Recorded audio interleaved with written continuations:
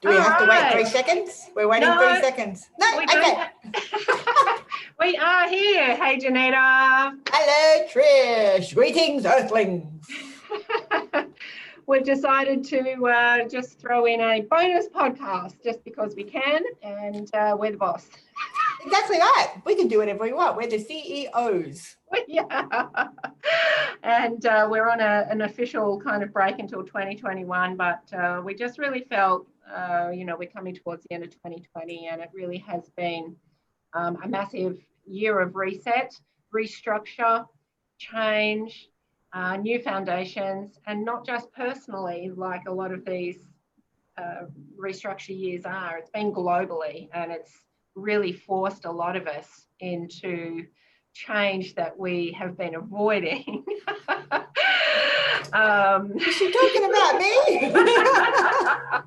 I'm owning that shit, baby. I think it's, definitely for both of us, we've experienced it, and for many of our clients, Yeah. it's like we've really been forced into this bloody eye of the needle of that's the old, whoop, got to squeeze yourself through to the new, and it's been painful. Yeah, look, I've learnt the art of crying. I cry all the time. There's a book, The Art of Crying by Johnita Francis. That will actually sell. That will sell. I think it will because, look, I was queen, and, anybody that's been watching me over the years knows that I just folded my arms, keeping my energy in. And I thought to myself, what are you folding your arms for? Unfold your fucking arms. So now I've unfolded my arms again. I want to share this. It's okay. It's safe for me to share this. I've learned to cry because for years I did what I call the dead and forget. So when someone crosses me, I kill them 15 times in my head. They're dead. Okay. No, not physically dead. Please don't call the FBI or anybody else that might come and arrest me. It's just a mind thing. They're dead to me. They don't exist in my world anymore. I compartmentalize that whole scenario. I wrap it up in a pretty little ribbon and I shove it away so I don't need to deal with it because I've cut my heart off. My heart doesn't have any impact on it anymore. The heart wall is up, so you can't hurt me anymore because I don't give a shit about you because you're dead. So they're dead and forget. And you know what? It worked really, really well until very recently when it didn't work really well. When I started working on my divine feminine in particular, because I never felt safe enough to be weak and vulnerable. Can you believe that? Weak and vulnerable. So, and then recently I've had to, I felt a big shift, and I want to share it now if I could, because I kept it from everybody at the time. When I was going through this shift, it felt like I wasn't in my body. It felt like my soul was sort of like, when you see in movies where bodies are laying down and they're dead and then the soul starts lifting up a bit. It actually felt like my soul was outside of my body for a few days. And it was really scary because I was actually riding my motorcycle on one of these days coming home, and it felt like the universe had actually got a great big vacuum cleaner hose and it was trying to suck my soul out of my body while I was doing 100 kilometers an hour coming down the highway. And if you astral travel, you will know what that feeling is, where your body and your soul are separating. And I actually had to ground myself so fast and talk to spirit and say, I'm not ready, I'm not going anywhere. This is not the right time. You need to leave me alone. And I did this all the way. I rang my husband and said to him, you need to talk to me. This is day 2. I was in the car day 2 because it frightened me so much on my motorcycle. And I rang him. I said, you need to talk to me because I feel like my time on earth is done. I think that you're trying to take me from earth now and I can't understand what's going on. And I talked very briefly about it because I knew that it was the key to emotional awareness, and that the separation between logic and emotion needed to stop. It was really too separated. And I think it was the physical manifestation of them being separated. Yeah. So I never shared that because I didn't want people to think that I needed to be in a loony bin or that people would worry, and a lot of people are in vulnerable positions that listen to the podcast, and we're all beautiful, empathic human beings. I didn't want to upset anyone or worry them or trigger anything for people. So I kept that very private. But then recently I've had a lot of triggers pop up in my life, and I recognize that they're triggers Didn't stop the trauma, didn't stop the pain or the ugly cries. Mm. But I've actually, for the first time in my life, not made excuses or apologized or hidden when I've gone to cry. And I've really had some body shaking, sobbing. You know, when girls cry in movies and you can't understand what they're saying? That was me for like 4 days straight. Yeah. And it's interesting that, that there's got such a connotation of that being weak, because that's not just a feminine thing either, because men also are scared to be in that vulnerability position. And, I think that's something that's opening up for men, a lot of men and women now. So it's okay. It's safe for me to feel. It's safe for me to feel. And I have to say that, I recognize now that the couple little triggers that have happened recently for me, my ugly cries weren't necessarily about them. Yeah. They just were the little keys that unlocked all the things that I'd suppressed my entire life. Absolutely. So I was crying 43 years worth of trauma. And it wasn't going to fit through that bloody needle hole, right? It wasn't. It had to all got squeezed out through your eyes. Exactly. And it's been, and I've also learned the art of forgiveness, because I've been shown that I'm actually forgiving the soul for the lessons and being thankful for the lessons. I'm not forgiving the shitty behavior. I'm not forgetting the person that did those shitty things. I'm forgiving the soul, because we had a soul contract and they fulfilled their soul contract. And, my body and my human existence went through trauma to achieve those goals, but I fucking asked for them. So it's been really... and that's our life here, is all the physical is just to expand our soul. It's as simple as that. But the trouble is that we put 90% of our focus on the physical and think that that's all there is. But really, and I said this in my meditation the other night, and people are going, oh my God, I get it. Like, we're maybe 5% physical or less. Yeah. The attention needs to go far greater than what's happening in the physical. But having said that, we are here as humans, and we need to, it's important to look after the physical. But when you focus just on that and go, oh, that's all there is, it's very 3D, isn't it? Yeah. It's the expansion, that's the reset. Yeah. And what I found interesting through all of this, and I know that there's more to come. I mean, I'm not out of the woods yet. I'm like, I can see the forest for the trees, but I'm not out. What I found interesting was, and I actually am so proud to be able to sit here and say this, is that even through all the snot, the tears, the ugliness, the facial expressions, all of that, and the trauma and everything that was coming up, I have actually never felt more beautiful in my entire life. Yeah. How that, and the vulnerability added to that beauty, the emotion added to that beauty, and it's so empowering and liberating and freeing to be able to sit here and say, you know what, I was so scared about letting all of my candlelight power out, because I let little glimpses out before, and because I didn't have a good self-worth, and I didn't have good self-esteem and self-love and self-care, and it's stupid because I fucking teach this, like, I can teach you how to do it all, easy, walk in the park, but I never listened to myself, and I never really understood how to apply and ask for help for myself. And I've got that now, and it's new. I'm learning it. I'm not a professor by any stretch of the imagination, but I keep asking the universe to send me in people that will help me and that will support me, and the universe does it instantly. Yeah, absolutely. And we were talking about this just a short while ago on another interview we were doing, and it's about self-care, and you now care about yourself. And I think this is one of the really big resets of this year as well. We're caring about ourselves more. People have been forced into isolation where they're not distracted by all the stuff, and they're like, yeah, you know what? I've got to put me first now. I've been putting everybody else first, but I matter. And and that caring is, we were talking about the road rage, that caring is now from you, because you really care about who you are.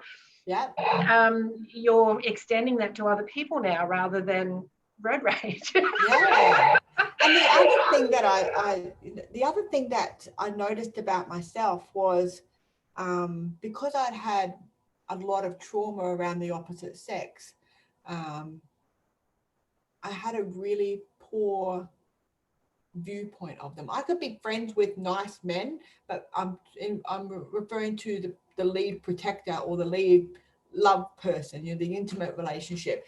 I really thought that I had to do all of that myself, and I've had a lot of growth around that, and it's been really difficult because I had to learn how to nurture myself as an adult. And when you're a child and your parents teach you that and your relatives teach you that, it's much, much simpler to get that concept than what it is when you've never really had kindness in your life.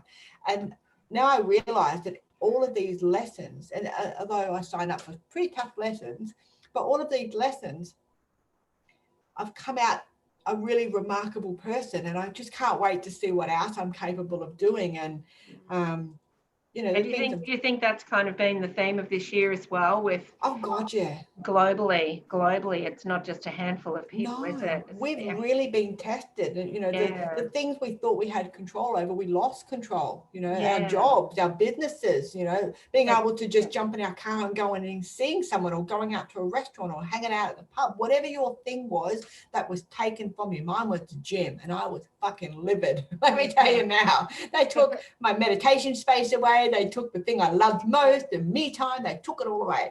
But you had to reset that as well and just change things around. And I kind of think it's all leading us to this new human, which is a bit of a catch cry that people are saying, but it is the new human, because if we're all in this fifth dimension energy or greater now, which we are, it's not the way that we were is not going to serve us well. We need to be in that caring, compassionate, loving space of ourself first, so that it can extend out. I was watching something last night, and I just thought, gosh, there's so much hate in the world, and really a lot of that just starts internally. Yeah. Really does. And if that's the shift, I think, right now, is we're changing some of that internal hate so that it's not projected outwards. And if everybody just accepted everyone for who they were and the opinions that they have, everybody is right. So if you just accepted everybody, then it doesn't mean you have to lay down to be a doormat, but you can kind of, it doesn't have to be that hate, does it? Or that anger and all the rest of it. So I think all of this reset and change this year is bringing us to this new humanity of being more kind to yourself and everybody. It's actually when you were talking about how the hate towards others and how we need to shift that, I was thinking to myself, as soon as you said it, I started giggling, because I was thinking, A, how right you are, and B, I thought nothing, and even a few months ago I would have said, well, that's because they're dickheads, like, just don't worry about them, you move on. But it's not about them being dickheads. It's about what are we recognizing in ourselves to attract the dickheads. Yeah, absolutely. And it's so I've got to just different. It's just why are they triggering us? And that's the oneness, which I know you don't have a great deal of time for, but that could change now. that's the oneness of it all. That's the oneness of it all. And even your experience in the car now and wishing the driver in front of you well, it's because you're wishing yourself well. Yeah. The oneness of it. So just really, really interesting, isn't it? I think that whole mirror thing confuses people, because they see someone who's a dickhead or nasty or whatever, and they think, oh, well, I'm not nasty. It can't be a mirror. But there's something you're being nasty to yourself with. Yeah. And so, there's always something there. Why is that triggering me? Yeah. But it's been a remarkable year, hasn't it?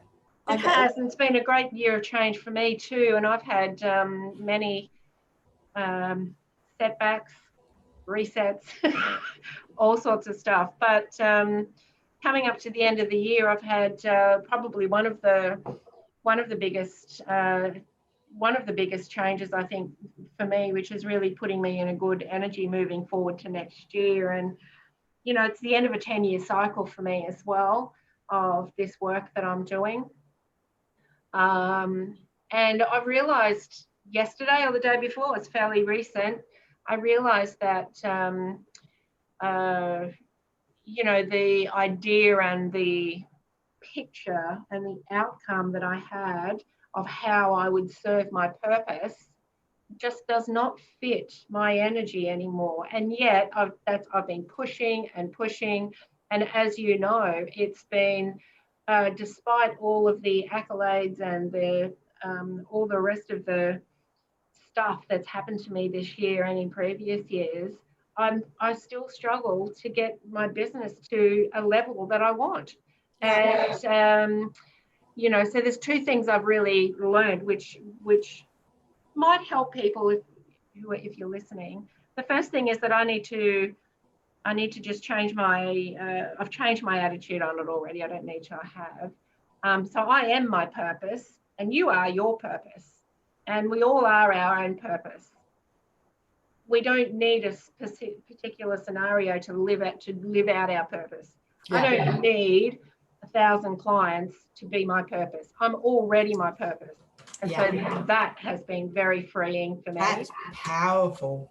Yeah, it's been very freeing. I am my purpose and I help people every day. It doesn't have to fit into a box. So I've let that go. And, you know, the other thing is, I've forgotten the other thing now. There was a very important thing, the other thing. It's like you've let go of the KPIs, the self-imposed KPIs of what you thought you needed to do. And I did that when I thought I needed to be on social media to get clarity and to do my customers. I haven't been on social media since the 28th of October. I'm still booking people.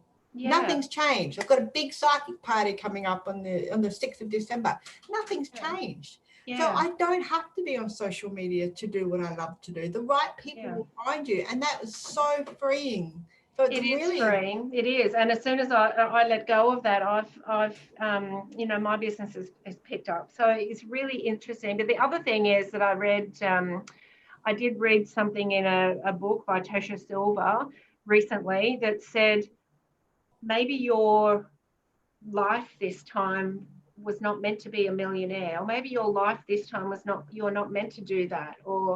And it's not that whole kind of spiritual, you know, oh, well, obviously that's not meant to happen kind of, you know, spiritual bullshit. But maybe that's not my path. Maybe I'm not meant to be like on global stages doing my shizzle, right? Maybe I'm not meant to be. Maybe I'm already my purpose.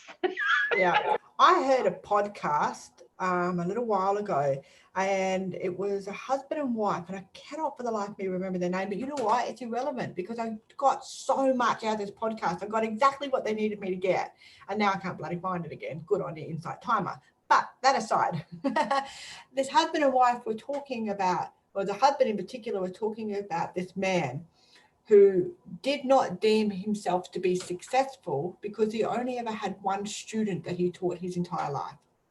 Yeah. But this one student took all of those learnings from this beautiful man and taught thousands of people. So the success of the first man that taught the one man, it can't be discredited, because if you didn't teach that one man, none of the thousands of people would have this knowledge now.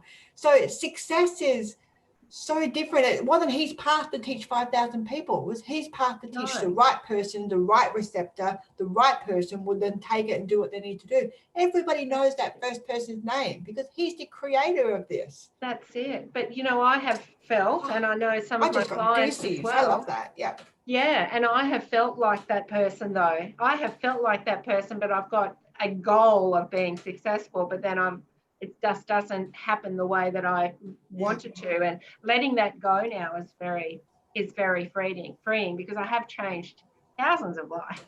You have. And you continue to change thousands more. Yeah, absolutely. And really the the freedom that I want in life, I really do actually have. So yeah, I think, so many people have just, it's a mindset reset, isn't it? Yeah. It's oh, okay, I don't need to hang on to that anymore. Yeah.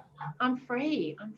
And Yeah. next year is a 5-year, which is about freedom and change as well. And so I'm a it's life past beautiful. 5, so bring it, baby. I'm so excited. It really is a beautiful time. And I think the last few weeks, it's just been really ramping up for people, and I think it's also about letting go. I mean, we can also be very comparing to other people. And this last 6 or 7 months, you could have, so many people have achieved so many things. Yeah. But then there's others like me that have just really enjoyed sitting and watching a tree for an hour or so, right? And that's been a reset for me as well, because I'm like beating myself up. Oh, you're so lazy. You should be doing this. How are you ever going to reach your goals? Blah, blah, blah, blah, blah. Now I'm like, maybe I needed the rest. But when in your life have you actually ever really stopped and watched a tree? I mean, you've been on the go. You're a single parent. You had a nail salon. You've been a successful businesswoman. When have you ever got to sit on your ass and grow some fucking cellulite? I mean, you've never been able to do that. No. And so I've seen it now as a beautiful opportunity, but I would not have, and just like you, we would not have got to where we are right now today if this year didn't happen. Yep. And the energies of it, the pressure of it, it's like we've all come out, we're looking more like diamonds now than a piece of coal. With all the rubbing. Oh no, wait, there's more rubbing. Yeah. You can polish a turd, it'll still be a turd. And now we're diamonds and we're shining brightly. And I imagine more of the population shining brightly. What beautiful leadership that is, without any of the other stuff that, the to-do list that, oh no, if you're a leader, blah, blah, blah, blah. No, you can be a leader just being you, and you are your purpose. You are your purpose. So that's really changed a lot for me. And I'm actually really excited about next year. Yeah. I feel a lot better about it. And I think by the time I said I just need a break, I can't do all of this social media stuff. It's not me. I know that that's what the world wants us to do. That's what you have to do, but it's not me. And I was really nervous to do that earlier in the year because, everyone said, if you do it, you'll lose all your blah, blah. I haven't lost anything. I've actually gained so much. I've gained me time. I've gained time to be able to process things, do work on my divine feminine and bring it out and play with her and not be scared anymore, and learn how to cry. I've learned how to forgive. I've learned about my self-worth. And, I'm very confident in so many different ways. But, I really honestly, truly felt very unlovable and for a very long time. And I don't feel that anymore. It's early days and, I've still got some practice to do on it. But every time I catch myself, what I first started doing was catching myself saying, when I was, why am I being so stupid? Why didn't I get this before? I'm supposed to be a medium. I didn't fucking see this coming. All that stuff that you say to yourself. And I noticed that I was doing it quite a bit. And I'm like, just stop. You are amazing. Every task that has been handed to you, every task that you've had to go through, every challenge, every lesson, you're still here. You're still kicking ass. You turn up every single day. You've never laid down once and said you're a victim and just, you just keep pushing no matter what. And so I started, every time I caught myself in that, pity me train, I started saying, I love you, I love me, and I am brilliant, I am amazing. And I would not even get, the first few times I forgot to say it, I caught myself on it, and then I backtracked. But now I don't even get that negative thing out. I'm amazing. So it doesn't even have an opportunity to manifest that negative conditioning that I was having on myself because I didn't get something right, or I should have seen it coming. I can see things coming for everyone else, but I couldn't see this coming for me. And so I was really, really my own worst critic. And Now that I've stopped all that bullshit, I can't wait to see what I'm capable of now. I'm being fucking nice to myself. I'm celebrating my successes. I'm celebrating me. Can't wait to see what that's going to look like. That's it. And, you know, you and I are both in agreement that spiritual work is not hard. It's not as hard as what people have made it out over the years. Human works harder, people, trust me. and that is the other big thing I think that has really changed this year and reset people's minds about, because it doesn't have to be hard. And but it does take action. You have to take that first step to say those words, to look at yourself in the mirror, to catch yourself when you say things. But that's, you know, just getting started is probably as hard as it gets, right? That's the hardest part. Yeah, that's the hardest part. Making the decision. But all of those, all of the 3D modalities we've had over, this is probably a whole new topic for next year, but, you know, yes, they all work, and yes, they're, you know, I can sing the praises of all of them, but they're not always necessary anymore, because we can actually just shift. Yeah. 100%. It's giving us that. Well, I think we've realised that the power's with us, isn't it? Because a lot of the times we're giving the power to other people to fix us. Yeah. But it's actually just in us. But it's that decision. And you and I both work with clients that we're not fixing them. No. We're just giving them the opportunity to choose something different, and then they heal themselves. Yeah, we're literally just opening our toolbox and saying, rightio, kiddo, what do you want to borrow? What are you going to book out for yourself? What can I do to support you around this? We won't charge your drill. We won't change your drill bit. We're not looking for the screwdriver for you. We are literally opening the toolbox and saying, right, this is where I would recommend that you start looking first, and then we'll go from there. But that doesn't exempt us. We're not perfect, whole and complete as far as our learnings and our lessons are concerned. Okay, you don't have to do all that and then you get spiritual, or you get to do what we get to do. You know, we learn all the time. Absolutely. I've just got a beautiful gecko running across my wall. So I love the geckos.